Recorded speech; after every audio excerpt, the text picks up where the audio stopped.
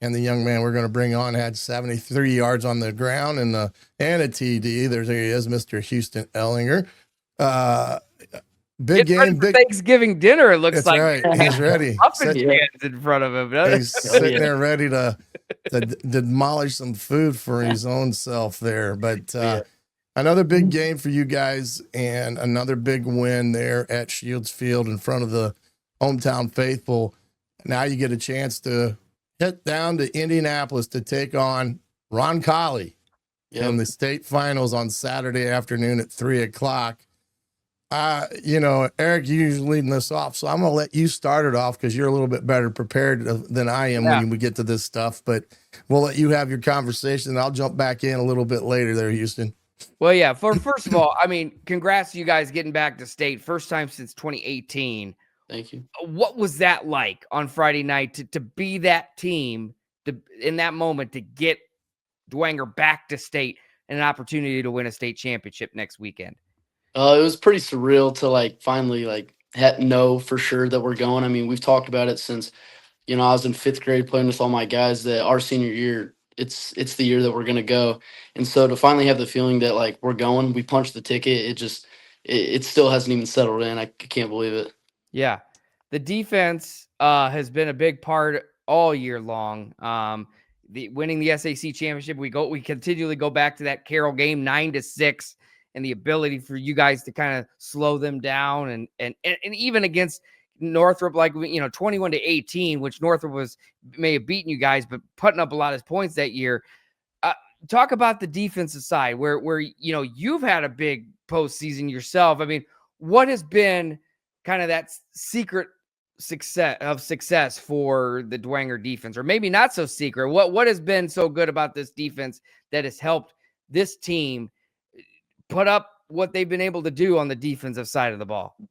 Well, for us, we really just kind of harp on physicality. There's a lot of guys out there who don't like to get hit repeatedly. And so if we can, keep hitting those guys hard, then they're not going to want to keep coming. And it throws them off their game. So that's kind of been our thing, just physicality. And I mean, we have what I think is the best coach in the state, Coach Nepper. He's phenomenal, and he's been with us since sophomore year. Playing Brownsburg, playing Moeller, and kind of going through the juggernauts to prepare ourselves for this year, and it's paid off. And so yeah, physicality's really been our key, and that's kind of what we've just carried ourselves by. Sure.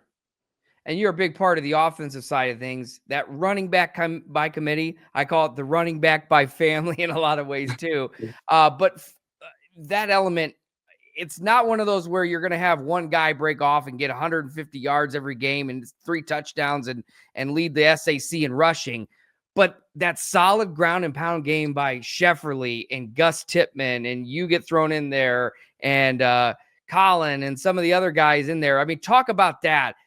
How the offense has grown, because I think that's really helped Henry Jordan, because we're seeing him play his best ball in all his years at Dwenger, being healthy as well. This offense, how it's grown over the years. Just talk a little bit about that throughout the season. Yeah, I mean, we know that our defense has been kind of the powerhouse of our team at the beginning of the year, and so we don't care on offense who gets the credit. We just need to score points, because we know that if we score 2-3 touchdowns, the game's looking in our favor. So it's really just being humble. We don't care who gets the credit. We don't care who gets in the end zone, but we're all gonna put our best effort in to get the first down when we need it, or get 8 yards on a carry when we really need it. And if I get 20 yards on a carry and then AJ comes in and scores, then I'm as happy as can be, because we just need points. And same with all the other guys, Gus and Colin. I mean, Gus was injured for a while, comes back, and he's fighting in there, getting in the rotation more. And he had a great game Friday. And then he goes down, he marches us down to the 5. AJ gets in, and we run dive, and he gets in the end zone. So it's really just whatever we can do to get in the end zone. And it's not about who's getting the glory. We just want to win football games and stay together. Yeah, it sounds like a good Bishop Dwenger answer right there. Coach Garrett would be proud of that answer, but it's true. You're exactly positively correct in that assessment of you guys, and that's how we would assess you as well. It's a bunch of guys that buy into what you are doing on offense and defense, and you guys have been producing at a high level. all year long. In playing some teams too, De La Salle up in Toledo and some other of these schools that you've played throughout the year. Defensively, you guys have had a defense now for probably 2 years. It's probably been what I'd call a state level, state caliber defense that you've had. What makes your defense so dominant, would you say, Houston? Because I'd say you've got three guys that have over 100 total tackles on the year, and you're right there as well in total tackles. But it's pretty amazing to have that spread amongst you guys like it is, and that's why your defense has just been phenomenal.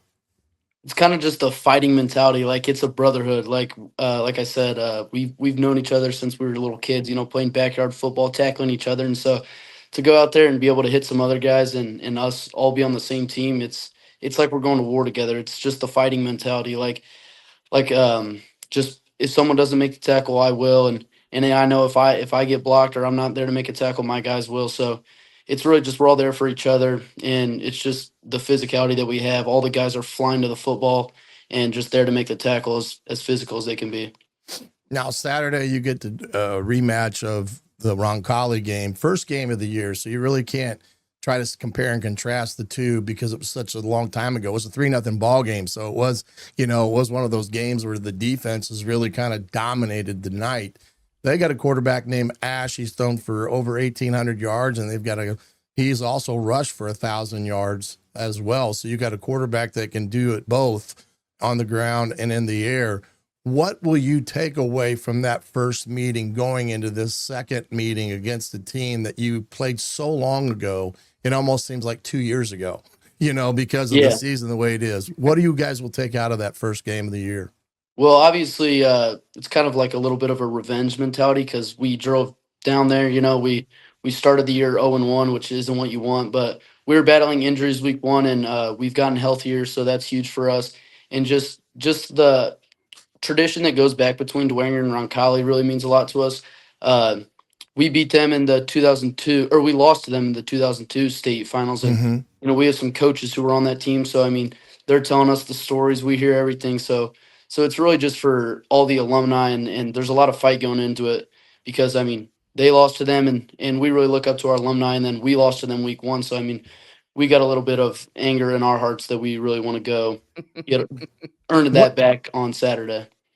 Right. And talk a little bit about kind of what you guys' preparation will be this week, knowing that you kind of pick up an extra day with it being a Saturday contest, but the holiday and things like that. Have you guys kind of got a breakdown of what your schedule is like this week for practice and such? Yeah, well, we know we're going to go down to Lucas Oil, I think on Wednesday, and so that'll be exciting. And obviously it's indoor, so hydrating is going to be a huge thing this week. But really, just focusing in this week, we'll probably it's more of a mental preparation week than anything because not having school with Thanksgiving and then the game being on a Saturday and at 3 p.m. is a lot different than what we're used to. But our main thing will just be focus because there's going to be a lot of distractions this week. But we have one goal in mind, so we're all just going to stick together and stay focused and get that job done.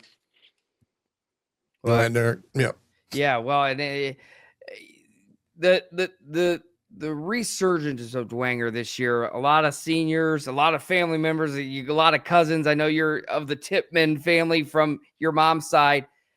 Talk about what Dwenger football has meant to you and really just your growth over the years, your family, your brother has played through there and all of that. And your cousin. What does Dwenger football mean to you and to your family? It means the absolute world to me. I was a ball boy on the 2018 team, so I was down there. I actually did get a walk out of the tunnel, but Dwayne football means the world to me. My brother's state jersey's hanging right there. And so, it's everything to me. It's what I've dreamt of since I was a little kid.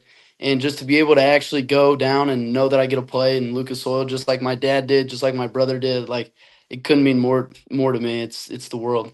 Absolutely. What's next for you after you graduate from Bishop Dwenger High School? Well, I'm still kind of deciding right now. I have 3 offers right now. Indiana Wesleyan, Valpo University, and then Adrian. But I'm kind of just still deciding. I don't know what I'm going to do yet. If I'd rather try to walk on maybe at like a MAC school or just see kind of what the recruiting will look like for me after the season. But My recruiting process, it's been hard, but I've had a lot of good coaches communicating with me. I couldn't be happier with the coaches that have been recruiting me. So just kind of still deciding, really just focused on this week, and then I'll probably focus on that a little bit more. But I do want to play college football. I'm not exactly sure where yet, but there you go. That recruiting process, real quick. How has that, the feedback you get from different coaches, different levels, how has that made you a better football player? Hearing what they tell you and what you need to work on and what you're good at and all of that, that process, how has it benefited you as a football player? it really just builds my confidence, to be honest. I mean, to know that they think I'm good enough to play at the next level really boosts my confidence. And so when I'm out there and knowing that I'm among the best players out here, if I'm getting recruited, then it really helps my confidence out there, knowing that I belong and then I could help my team win. And yeah, all the coaches are fantastic. I couldn't be more thankful for them recruiting me, thinking I'm good enough to play at the next level. So it's been fun. I saw my brother get to do it, and I always thought it was the coolest thing ever. So to be able to get recruited, it's a blessing, and I really enjoy the process. Absolutely. Well, it's been fun to watch you and watch this entire Dwenger team throughout the year. As the Bishop Dwenger Saints head back to the state championship, they will face Ron Colley in the 4A state championship. Houston Ellinger, thanks so much for joining us tonight. Good luck to you and to your Bishop Dwenger Saints at state this weekend. Thank you. Thank you guys for having me.